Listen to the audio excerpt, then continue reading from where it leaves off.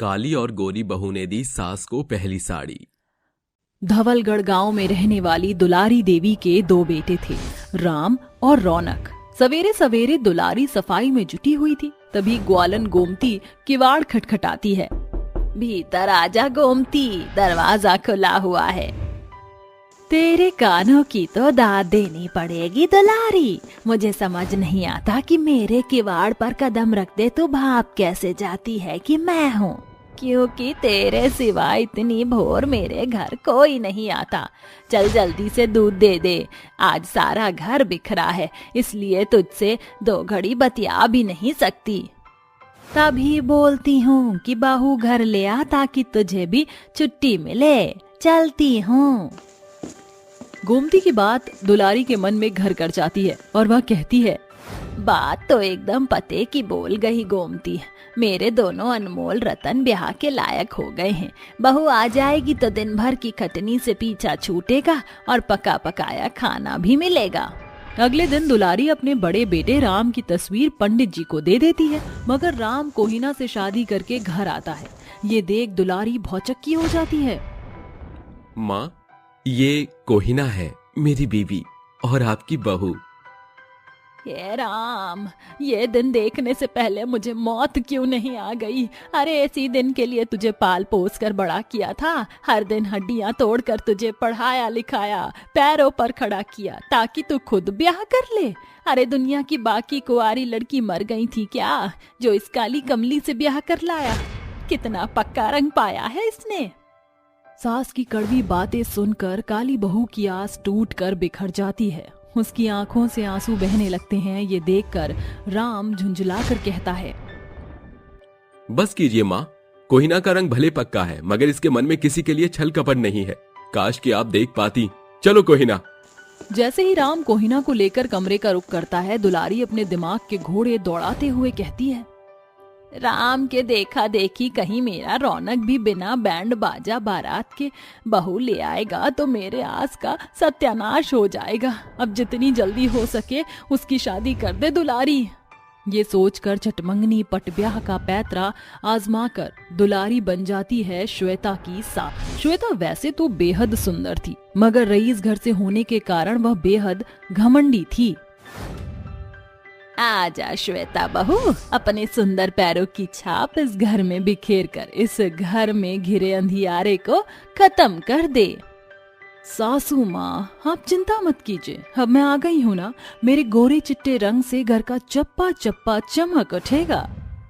जा श्वेता बहू, शादी ब्याह के भाग दौड़ में तू बहुत थक गई होगी, आराम कर। मैं नहीं चाहती कि तेरी आंखों के आगे वो अंग्रेजी में क्या कहते हैं, डार्क सर्कल सासू माँ। हाँ वही बहू। अच्छा अब जा। श्वेता के साथ गांव-गढ़ के लोग भी अपने घर की ओर अग्रसर हो जाते हैं, मगर जैसे ही कोहिना अपने कदम कमरे की ओर बढ़ाती है, तभी दुलारी बिगड़ते हुए बोलती है, अरे ओ करमजली, कहाँ जा रही है? ये पूरा घर बिखरा पड़ा है, इसे क्या तेरा बाप साफ करेगा? कान खोल कर सुन ले, बगैर घर बार साफ किए अगर तेरे कदम कमरे में गए तो सवेरे तेरी खैर नहीं। ये कहकर दुलारी अपने कमरे में चली जाती है। बेबस बहू की आंखें नींद से मांद रही थी, मगर वह ना तो सास का कहा टाल सकती थी, न जिम्मेदारियों से मुंह मोड़ सकती। देर रात के 2 बजे तक सारा काम खत्म करके वह सो जाती है। तभी सवेरे 5 बजे दुलारी दरवाजा खटखटाती है। अरे ओ करमजली, सूरज की किरण फूट गई है, अब क्या तुझे जगाने के लिए ढोल नगाड़े बजवाऊं क्या? सास की तीखी आवाज सुनकर कोहिना तेज झंझनाहट के साथ बाहर आती है। माफ करना माँ जी, वो रात 2 बजे काम खत्म करके सोई थी, इसलिए उठने में जरा सी देरी हो गई। जहां एक ओर काली बहू 5 बजे के पहर जाकर घर द्वार बहार कर एक पांव पर काम करती है, वहीं श्वेता 10 बजे कमरे से बाहर दस्तक देती है। जेठानी जी, हरिओ जेठानी जी, कानपुर में हड़ताल है क्या? कब से चिल्ला रही हूँ, आज की तारीख में नाश्ता मिलेगा? श्वेता, तुम इस घर की नई नवेली बहू हो, इसलिए आज तो नाश्ता तुम्हें पकाना था। बावजूद इसके तुम मुझ पर क्यों बिगड़ रही हो? मैं और किचन में कदम रखूं? बिल्कुल नहीं। मैं इस घर की बहू बनकर आई हूँ, बाई नहीं। और वैसे भी ये चूल्हा चौका रसोई तुम्हारे काले रंगत में ज्यादा जचता है, समझी? अब जाओ, मेरे सामने से तुम्हारा काला चेहरा मेरी आंखों में चुभ रहा है। अरे अब क्या आंखें गड़ा कर मेरी गोरी बहू की ब्यूटी बिगाड़ने का इरादा है? बुत बनी खड़ी क्या है, जब भाग यहाँ से। सास और देवरानी के ताने बाने सुनकर लाचार बहू डगमगाते कदमों से रोती डहकती हुई रसोई घर का रुख कर लेती है। समय बीतता है, बावजूद इसके सास और गोरी बहू के ताने बाने बंद होने की बजाय बढ़ते ही चले जाते हैं। फिर एक दिन रज्जू सुंदर सी साड़ी पहने हाथों में मिठाई लेकर दुलारी के घर दस्तक देती है। अरे क्या बात है रज्जू रानी, इस सुंदर सी साड़ी में तू तो सायरा बानो को भी फेल कर रही है। वैसे इतनी गोटेदार साड़ी तो गांव में मिलती नहीं है, शहर से खरीदी है क्या? और खरीदी नहीं बल्कि बहू के हाथों रस्म में मिली है। और ये मोरी मैया, मैं तो भूल ही गई थी कि सास बनने के 1.25 महीना पूरा होने पर बहू सास को साड़ी देती है। मेरी श्वेता बहू बेहद रईस है। मेरी श्वेता बहू अपनी सास को सराखों पर बिठाती है। तू देखना, मेरी 1.25 लाख की साड़ी के आगे तेरी साड़ी फीकी पड़ जाएगी। वैसे दुलारी, तेरी रईस बहू के हाव भाव देखकर लगता तो नहीं कि वह तुझे दामिल साड़ी देगी। चलती हूँ। दुलारी को रज्जू की बात पर भरोसा नहीं होता, क्योंकि उसने तो मन में अपनी गोरी बहू के हाथों मिलने वाली साड़ी के ख्वाब जो बुन लिए थे। श्वेता बहू, तेरे पास 1 सप्ताह का समय है, अपनी सास को अच्छी साड़ी देना, क्योंकि मेरी काली बहू तो अव्वल दर्जे की भिखमंगी है। बस तू अपनी सास की महंगी साड़ी पहनने की आस मुकम्मल कर दे। माँ जी, जितना मन चाहे मन की मिठाइयाँ खाइए, क्योंकि महंगी साड़ी तो मिलने से रही। एक एक दिन गिनती हुई सास गोरी बहू से मिलने वाली साड़ी की ललक में नजरें बिछाई थी। जहां गोरी बहू रोजाना अपने रंग रूप को निखारने में बड़ी रकम खर्च करती रही, वहीं काली बहू एक एक पाई जोड़ बटोर कर बड़े से शोरूम से महंगी साड़ी मोल लेती है। वहीं गोरी बहू फुटपाथ पर खड़े ठेले वाले से 100 रुपए की साड़ी खरीद कर घर आती है। अरे श्वेता बहू, ले आई तू साड़ी, ला दे। जैसे ही दुलारी साड़ी खोलकर देखती है तो उसका मुंह फीका पड़ जाता है। बहू, लगता है दुकानदार ने तुझे ठगी ठेले वाली साड़ी दे दी। माँ जी, मुझे किसी ने ठगा नहीं, बल्कि ये साड़ी मैंने ठेले से ही खरीदी है। मगर बहू, तू तो इतनी अमीर है, तेरी तो हर साड़ी लाखों की होती है, फिर तूने अपनी सास के लिए इतनी सस्ती साड़ी खरीदी। माँ जी, माना कि मैं अमीर हूँ, इसका ये मतलब नहीं कि बेफजूल में पैसे लुटाऊं, और फिर आपके बूढ़े शरीर पर सस्ता महंगा एक बराबर है। गोरी बहू की बात सुनकर सास की आस टुकड़ों में बिखर जाती है। तभी काली बहू झिझकते हुए सास को साड़ी देने आगे आती है। माँ जी, मैंने भी आपके लिए ये साड़ी खरीदी है, शायद आपको भाए। जैसे ही दुलारी डिब्बे को खोलती है, उसमें कांजीवरम की सुंदर सी गुलाबी रंग की साड़ी थी, जिस पर नीले रंग के गोटे जड़े थे। ये देखकर दुलारी की आंखों से बहे आंसू साड़ी में सराबोर हो जाते हैं। माँ जी, क्या हुआ, आपको साड़ी अच्छी नहीं लगी? अच्छी है बहू, मगर तेरे पास पैसे कहाँ से आए? हाँ, जेठानी जी ने चोरी चकरी की होगी, वरना अठन्नी चवन्नी के पीछे सर खपाने वाली के पास लाखों की साड़ी खरीदने का दाम आया कहाँ से? नहीं माँ जी, ये सच नहीं है। तो सच क्या है? मैं बताता हूँ माँ, ये साड़ी कोहना की तपस्या का भाग है। आप जानती हैं, कोहना बिन माँ की बेटी है, इसलिए मैंने इससे शादी की, और शादी के पहले दिन से इसने इस रस्म के लिए अपने शौक मारकर पाई पाई जोड़कर ये साड़ी खरीदी। सच सुनकर दुलारी के मन में बीते दिनों की छवि उभर जाती है।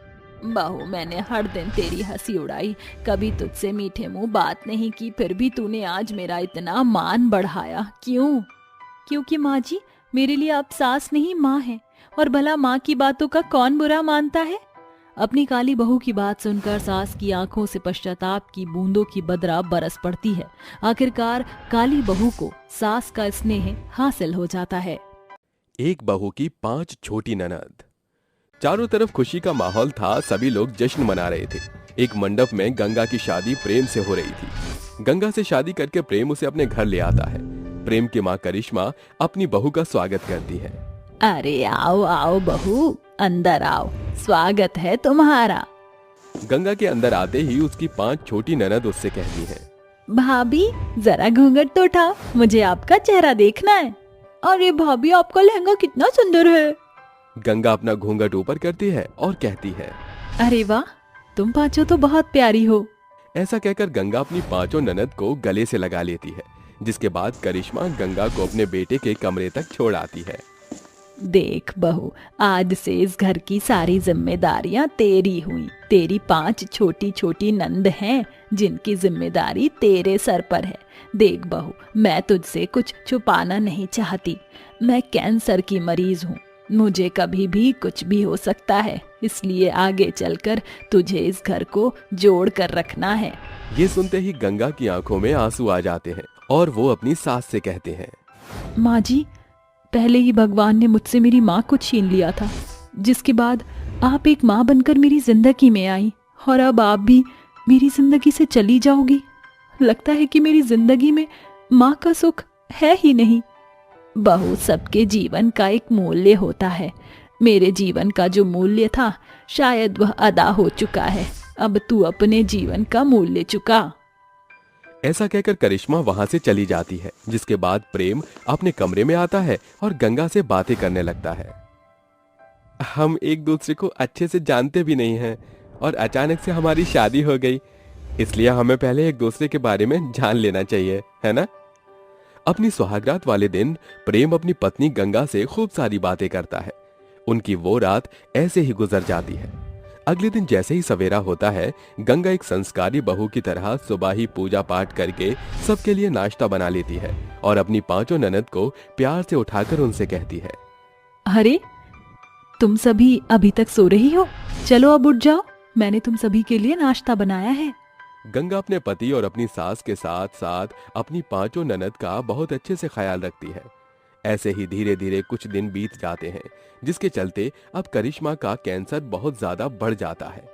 एक दिन अचानक से उनके घर के दरवाजे पर कोई दरवाजा बजाने लगता है। दरवाजे की खटपट सुनकर गंगा दरवाजा खोलने जाती है। जी कहिए, कौन है आप और आपको किससे मिलना है? सुंदर, अति सुंदर, कितनी सुंदर हो तुम। क्या कहा तुमने? अरे मैं तो तुम्हें कह रहा था, भाग्यवान, वैसे ये लड़की कौन है और तुम हमसे ये सब क्यों पूछ रही हो? मैं इस घर की बहू हूँ। ये सुनते ही देवराज और तानिया के होश उड़ जाते हैं और देवराज गंगा से बिना कुछ कहे ही घर के अंदर घुस जाता है और जोर जोर से चिल्लाने लगता है, माँ माँ, कहाँ पर हो आप? ये सब क्या चल रहा है मेरे साथ? मेरे घर में मेरे छोटे भाई ने शादी कर ली और मुझे बुलाया भी नहीं। तुम यहाँ क्या कर रहे हो? अरे मेरे छोटे भाई, अभी भी तू नाराज है? देख, मैं अपनी माँ को देखने के लिए आया हूँ। अरे जा जा, अपनी माँ को देखने आया है या फिर माँ के मरने पर अपनी प्रॉपर्टी का हिस्सा लेने आया है? माँ, ये तुम कैसी बातें कर रही हो? मैं तुम्हारा बेटा हूँ, तुम्हारी ममता मुझे यहाँ तक खींच लाई। माँ, देवराज अपनी चिकनी चुपड़ी बातों में अपनी माँ और अपने छोटे भाई को किसी तरह फंसा लेता है, जिसके बाद वो अपनी पत्नी तानिया के साथ उसी घर में रहने लगता है। एक दिन कैंसर की बीमारी के चलते करिश्मा भगवान को प्यारी हो जाती है, जिसके बाद प्रॉपर्टी का आधा हिस्सा प्रेम को मिल जाता है और आधा हिस्सा देवराज को। एक दिन तानिया देवराज से कमरे में कहती है, अजी मेरे पास एक प्लान है, क्यों ना हम प्रेम को रास्ते से हटा दें, फिर इस पूरी 1 करोड़ की प्रॉपर्टी के मालिक केवल हम ही होंगे। देवराज अपनी चालाक पत्नी की बात मान लेता है, जिसके बाद वो अपने भाई की कार के ब्रेक फेल कर देता है, जिसके कारण प्रेम का एक बहुत बड़ा एक्सीडेंट हो जाता है और बेचारी गंगा विधवा हो जाती है। आप मुझे इस तरह छोड़कर क्यों चले गए? मेरे साथ साथ आपकी बहनों का अब क्या होगा? भाभी, भैया उठ क्यों नहीं रहे हैं? इन्हें उठाओ ना। भैया ऐसे शांत क्यों हैं भाभी, और आप रो क्यों रही हो? चुप हो जाओ ना भाभी, चुप हो जाओ, रोना बंद करो। भैया आप कभी नहीं उठेंगे, भैया मर गए हैं। अपनी छोटी छोटी ननद के मुंह से ऐसी बातें सुनकर बेचारी गंगा और टूट जाती है, जिसके बाद देवराज अपने छोटे भाई का अंतिम संस्कार करवा देता है।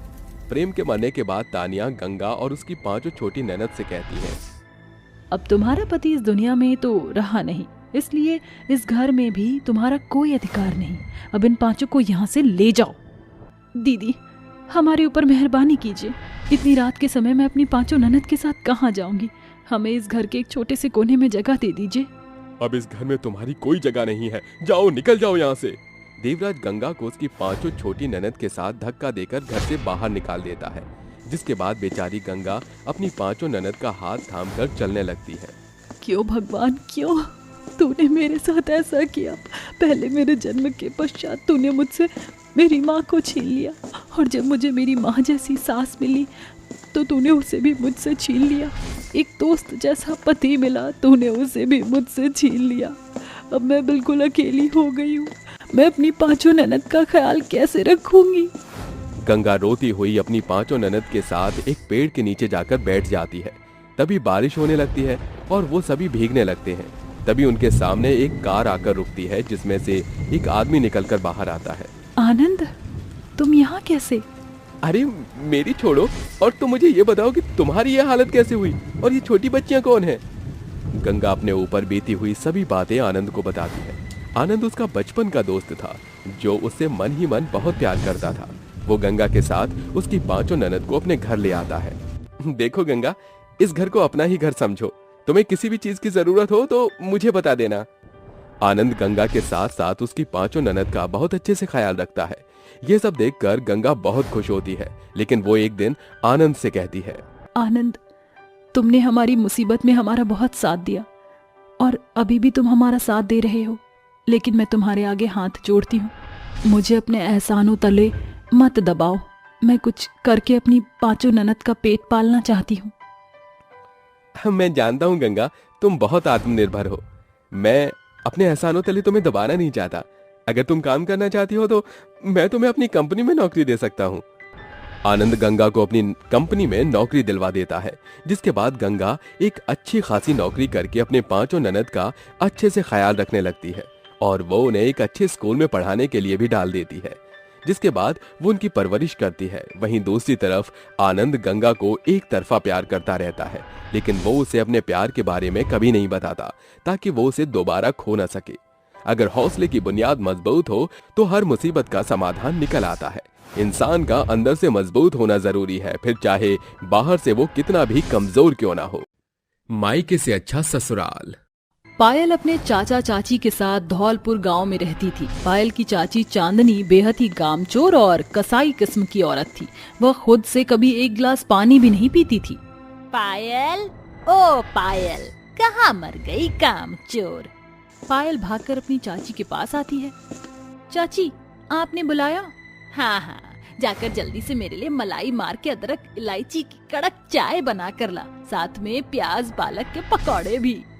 चांदनी की फरमाइश के पायल रसोई में आकर चाय पकौड़े बनाने में जुट जाती है कि कुछ ही देर में चांदनी जोर जोर से चिल्लाने लगती है। अरे ओ नासपिटी निखट्टू, जल्दी कर, मेरे पेट में चूहे हाथी घोड़े सब रेस लगाए बैठे हैं। लाई चाची, बस 5 मिनट। पायल इस बात से बिल्कुल बेखबर नहीं थी कि उसकी चाची चांदनी को खाने पीने में देरी बिल्कुल हजम नहीं होती, इसलिए वह जल्दी जल्दी चाय पकौड़े लेकर हॉल में आती है। तभी चांदनी उस पर बरसते हुए कहती है, एक कप चाय और चंद पकौड़े तलने में तुझे इतनी देर लग गई? इतनी देर में तो मैं पूरी पकवानों से भंडार भर दूं। ऐसे ही हाल रहा तो ससुराल वाले एक दिन ही धक्के मार कर निकाल देंगे बाहर। अरे अब मेरे सर पर खड़ी क्या है? जा जाके रात के खाने की तैयारी कर। हाँ। पायल आंसुओं से भरी पल के लिए रसोई घर का रुख करती है और खुद से बातें करते हुए कहती है, माँ पापा, आखिर आप दोनों अपनी बेटी को इस अनजान दुनिया में क्यों छोड़ गए? चाहे कितनी भी कोशिश करो, चाची कभी मुझसे मीठे मुंह बात नहीं करती। हर दिन मेरे किए कामों में नुक्स निकालकर ताने मारती हैं। रात होने पर जब रामलाल घर लौटता है तो पायल चांदनी और उसे खाना परोसती है, और जैसे ही खुद भी खाने की थाली पर बैठने के लिए कुर्सी खींचती है, तभी चांदनी उसे झड़पते हुए कहती है, अरे ओ महारानी, ये कुर्सी क्यों खींच रही है? वो चाची, मैंने सुबह से कुछ खाया नहीं, सारा दिन कामों में निकल गया, अब भूख बर्दाश्त नहीं हो रही है, इसलिए मैं भी खाने की थाली लगा रही हूँ। बाद में अकेले खाने से बेहतर है कि आप दोनों के साथ बैठकर खा लूं। चुपचाप खड़ी रहे, बड़ी आई हमारे साथ खाने वाली। हमारी थाली में जो खाना बचेगा वो क्या तेरा बाप खाएगा? हाँ? चाची, रोज तो मैं आप दोनों का बचा खुचा जूठा नहीं खाती हूँ, क्या बिगड़ जाएगा जो एक दिन मैं अलग से खा लूंगी तो? पायल को ऐसा बोलता उसका चाचा रामलाल उसकी आवाज को दबाते हुए कहता है, चुप कर बेगे औरत, आजकल तेरी जुबान बहुत चलने लगी है। अरे शुक्र मना हमारा जो भैया के मरने के बाद मैंने तुझे पनाह दी, वरना भिखारियों की तरह दर दर भटकती हुई भीख मांग रही होती।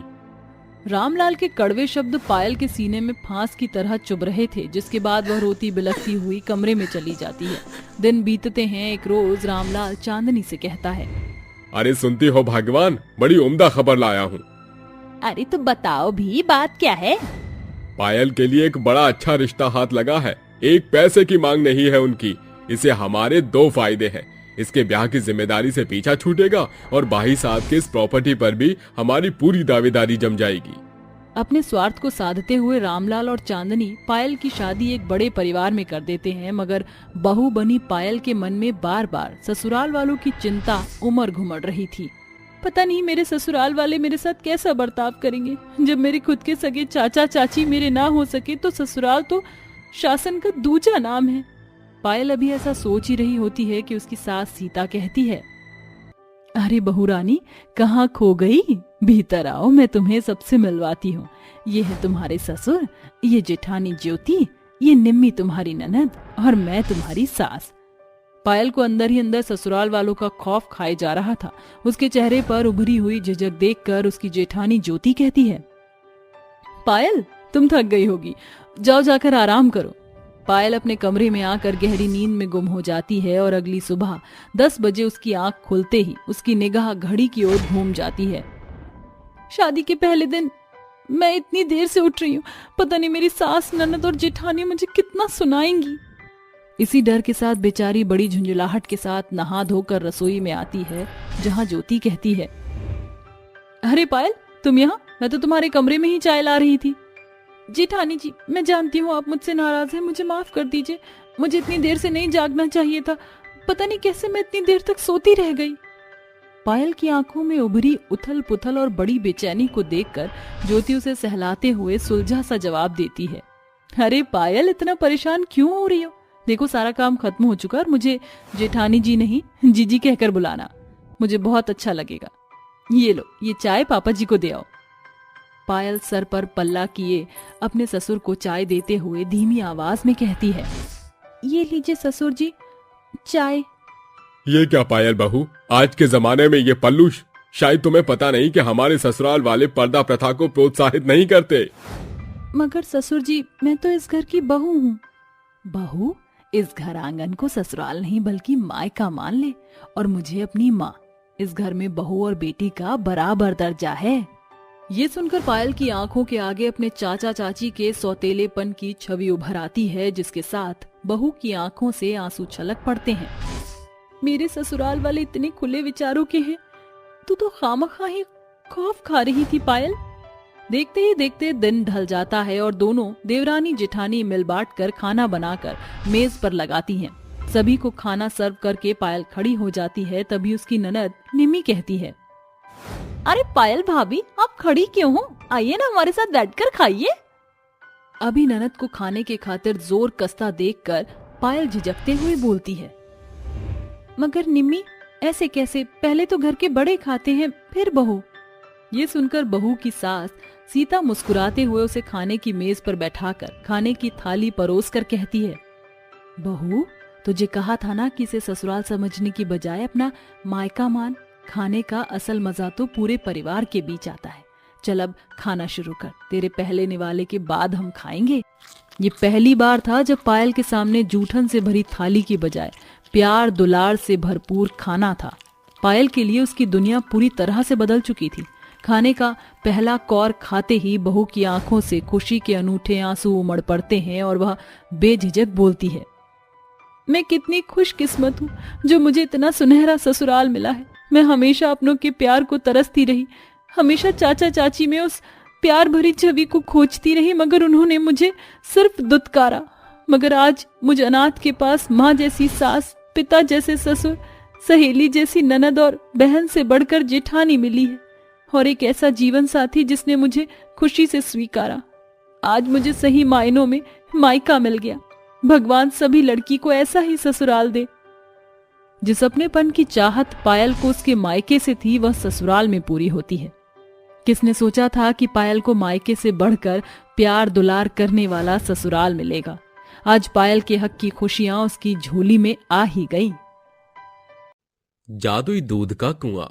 भीमापुर गांव में हरीश नाम का एक आदमी था जो कि एक ग्वाला था। उसके पास 4 गाय थी और अचानक ही उसकी 3 गाय बीमार होकर मर जाती हैं, जिससे हरीश बहुत परेशान हो जाता है। उसके एक और गाय बीमार थी जो दूध देने में असमर्थ थी। ऐसे में हरीश का दूध बेचने का काम मानो ठप्प सा पड़ गया था। तभी अपनी पत्नी लता के माथे पर पानी की ठंडी पट्टी करते हुए वो कहता है, हे भगवान, ये कैसे दिन दिखा रहे हो आप मुझे। मेरी 3 गाय चली गई, 4थी गाय भी बीमार है, पत्नी को भी तेज बुखार है, साथ में छोटा 2 साल का बेटा भी है। मैं अकेला क्या करूंगा? कैसे घर की स्थिति संभालूं? मेरी मदद करो। व्यापार नहीं चला तो न मेरी पत्नी ठीक हो पाएगी, न वो गाय दूध दे पाएगी। तभी उसके घर पर मीनाक्षी आकर कहती है, अरे भाई साहब, जरा 1 किलो दूध देना। माफ करना मीनाक्षी बहन, अभी कुछ दिनों तक मेरी गाय दूध नहीं दे पाएगी, वो बीमार है। आप तो जानते ही हैं कि 3 गाय मेरी खत्म हो चुकी हैं।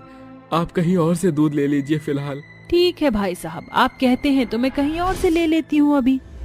ऐसा कहकर मीनाक्षी उल्टे पांव लौटकर कहीं और से दूध खरीद लेती है। वहीं लता कहती है, अजी परेशान मत होइए, दूध का व्यापार तो हो नहीं सकता, कोई और व्यापार ही देख लीजिए, घर में कुछ तो आएगा। मुझे मेरी चिंता नहीं है, मुझे तो सारी चिंता चिंटू की है। मैं समझ रहा हूँ लता, तुम्हारी सारी चिंता, सारी बातें। तुम ज्यादा मत बोलो, सिर्फ आराम करो, और कुछ चाहिए तो मुझे कहना। मैं सोच रहा हूँ जंगल से लकड़ी काटकर लकड़ी को ही बेच दूं, जिससे कुछ तो पैसे आएंगे। ठीक है, आप यही कर लीजिए, चिंटू का मैं ख्याल रख लूंगी, थोड़ा बहुत बुखार उतर चुका है। ठीक है, मैं काम करके आता हूँ, तुम अपना ख्याल रखना। ऐसा बोलकर हरीश जंगल जाकर लकड़ियां काटने लगता है। क्या हरीश के घर की स्थिति ठीक हो पाएगी? क्या वह फिर से दूध बेचने का व्यापार कर पाएगा? जानने के लिए कहानी में आगे बढ़ें। हरीश लकड़ियां इकट्ठा करके लौट रहा था कि पास में से उसे एक आवाज आती है, तुम्हारी जो भी परेशानी है वो मैं दूर कर सकती हूँ, मेरी ओर आओ। अरे, ये आवाज कहाँ से आ रही है? तुम्हारे सारे सवालों का जवाब तुम्हें मिल जाएगा, बस मेरे पास आ जाओ। हरीश उस आवाज के पीछे पीछे एक पुराने कुएं पर पहुंच जाता है और कहता है, यहाँ तो कोई भी नहीं है, फिर ये आवाज कहाँ से आ रही है? कहीं ये आवाज कुएं से तो नहीं आ रही? तुमने सही जाना, ये आवाज इसी कुएं से आ रही है। मैं तुम्हारी परेशानी खत्म कर सकती हूँ। अगर तुम वापस से अपना दूध का व्यापार करना चाहते हो तो इस कुएं में अपनी सबसे अजीज या जिसे बेपनाह प्यार करते हो उसे त्याग दो। तत्पश्चात ये कुआं एक दूध का कुआं बन जाएगा, जिससे तुम जितनी बार चाहो उतना दूध बेचकर अपना घर चला सकते हो, और जादुई दूध के कुएं से तुम्हारी गाय, पत्नी, तुम्हारा व्यापार, सब कुछ ठीक हो सकता है। ठीक है, थोड़ी देर रुकिए, मैं कुछ लेकर आता हूँ। सब कुछ ठीक करने का एक यही जरिया है। सोचते सोचते हरीश घर पहुंच जाता है और अपने बेटे को देखकर कहता है, मैं जिसे सबसे ज्यादा प्यार करता हूँ, जो मेरे लिए अजीज है, वो मेरा बेटा ही है। तो क्या ये करना मेरे लिए ठीक है? कहीं मेरे बच्चे को कुछ हो गया तो? हे भगवान, आप पर भरोसा करके मैं ये कदम उठाने जा रहा हूँ। तभी अपने सोते हुए बेटे को अपनी पत्नी की आंखों के सामने से वो ले जाता है और लता परेशान होती है मगर कुछ कर नहीं पाती। इतने में वो उसी कुएं के पास पहुंचकर कहता है, तुमने मुझसे जो कहा था उसी के आधार पर मैं अपने सबसे अजीज को इस कुएं में डाल रहा हूँ। अपने बेटे से ज्यादा मुझे और किसी से प्यार नहीं है। मेरे बलिदान को स्वीकार करो। ऐसा कहकर हरीश जैसे ही अपने छोटे से बच्चे को उस कुएं में डाल देता है, तभी दूध के उफान से दूध बाहर आ जाता है और साथ ही उसका बेटा भी सही सलामत वापस आ जाता है। तभी एक देवी प्रकट होकर कहती हैं, मैं तुम्हारी नेक दिल, तुम्हारे त्याग से प्रसन्न हूँ। अपने बेटे की परवाह ना करते हुए भी तुमने उसका बलिदान दिया, इसलिए मैं तुम्हें वरदान देती हूँ। तुम जितनी बार चाहो इस कुएं में से दूध लेकर बेच सकते हो, चाहे तो किसी गरीब को पिलाकर उसका भला कर सकते हो। इसलिए ये कुआं तुम्हारा है, एक गरीब का दूध कुआं, इस पर सिर्फ तुम्हारा हक है। शुक्रिया, मेरे बेटे को वापस लौटाने के लिए मैं आपका बहुत बहुत शुक्रिया अदा करता हूँ। आपने मेरी मदद की। एक बात और, यदि इस कुएं का दूध कम हो जाए तो तुम्हें फिर से कोई पसंदीदा चीज इस कुएं में डालनी होगी, जिसके बाद दूध का कुआं फिर से भर जाएगा। ये कहते ही वो देवी अंतर्ध्यान हो जाती हैं, जिसके बाद हरीश अपने बेटे को लेकर घर छोड़ देता है और दूध के बड़े बड़े ड्रम रिक्शे में से ले जाकर दूध के कुएं से भरकर बेचने लगता है। उसके सारे ग्राहक वापस लौट आते हैं। अरे हरीश भाई साहब, शुक्र है कि आपने वापस दूध बेचना शुरू कर दिया। कहीं और का दूध लेकर बच्चे बीमार हो गए थे। कोई बात नहीं भाई साहब, अब से आप सब दूध यहीं से ले जाना और आस पड़ोस के लोगों को भी कह देना। जी जी जी जी जरूर। भैया जरा 1 किलो दूध देना। जी ये लीजिए। इस तरह से हरीश का सारा दूध खत्म हो जाता है। घर जाकर ड्रम में बचे कुचे बूंदे उसे अपनी पत्नी की याद दिलाती हैं, जिसे वो अपनी पत्नी के ऊपर छिड़क देता है और बीमार गाय के ऊपर भी। तत्पश्चात दोनों ही बिल्कुल स्वस्थ हो जाते हैं और हरीश कहता है, लता तुम कैसी हो? तुम्हें अच्छा तो लग रहा है ना? हाँ जी बिल्कुल अच्छा लग रहा है, पर आपने ये जादू किया कैसे? मैंने ये सब नहीं किया, ये सब तो दूध के कुएं का कमाल है। ये देखो पैसे, इतने सारे दूध को बेचकर ही मैंने इतने सारे पैसे कमाए हैं और हमारी गाय भी अब स्वस्थ है, हमारी जिंदगी भी बेहतर हो गई है। ये तो बहुत अच्छी बात है। मैं सोच रही थी हमारा तो भला हो गया, अब हमें दूसरों का भला भी करना चाहिए दूध का भंडार करके। तुम बिल्कुल ठीक कहती हो। मैं और दूध लेकर आता हूँ दूध के जादुई कुएं से। जब तक तुम गोलू का ख्याल रखना। जी आप निश्चिंत रहिए। तभी हरीश दूध के कुएं से दूध लेकर आता है और लोगों को बांट देता है। अरे दूध तो खत्म हो गया, मुझे और कुएं से दूध लाना होगा और उसका स्तर भी कम हो गया होगा, जिसे बढ़ाने के लिए पिताजी की आखिरी निशानी से यह अंगूठी डालनी होगी मुझे, तभी उस जादुई कुएं से दूध ले पाऊंगा। ऐसा बोलकर हरीश पिता की आखिरी निशानी अंगूठी ले जाकर उस दूध के कुएं में डाल देता है, जिसके बाद फिर से दूध का कुआं भर जाता है और वह दूध लाकर बेचने लगता है। साथ ही उसकी बीवी गरीब बेसहारा लोगों व अनाथ बच्चों को दूध का भरपेट सेवन कराती, जिसके बाद उसे आंतरिक संतुष्टि प्राप्त होती है। अब सुकून आया है लोगों का भला करके। गोलू बेटा आजा आजा, तू भी दूध पी ले। इस तरह हरीश का दूध बेचने का व्यापार कुशल मंगल चलता है। ऐसे ही एक दिन उनके दरवाजे पर 2 बूढ़े पति पत्नी आते हैं और हाथ जोड़कर कहते हैं, बेटी मैंने सुना है तुम लोगों को मुफ्त में दूध पिलाते हो, क्या तुम हमारी बेटी की शादी में मिठाई बनाने के लिए दूध दे सकते हो? हाँ बेटा, भीख मांग मांग कर सामान जुटाना पड़ रहा है। आप परेशान मत होइए, हम आपको दूध भी देंगे और जो भी सामान चाहिए वो भी ला कर देंगे। आपकी बेटी की शादी धूमधाम से करवाएंगे। हाँ आप निश्चिंत रहिए। तभी हरीश दूध के कुएं में अनमोल चीज डालकर दूध के कुएं का स्तर बढ़ा देता है और सारा दूध उन बूढ़े दंपत्ति की बेटी की शादी में लगा देता है। साथ ही उस कुएं के चारों ओर एक सुरक्षा जाल लगा देता है। इस तरह अच्छे से उस लड़की की शादी हो जाती है और हरीश का दूध व्यापार भी जादुई दूध कुएं से अच्छा चलता है।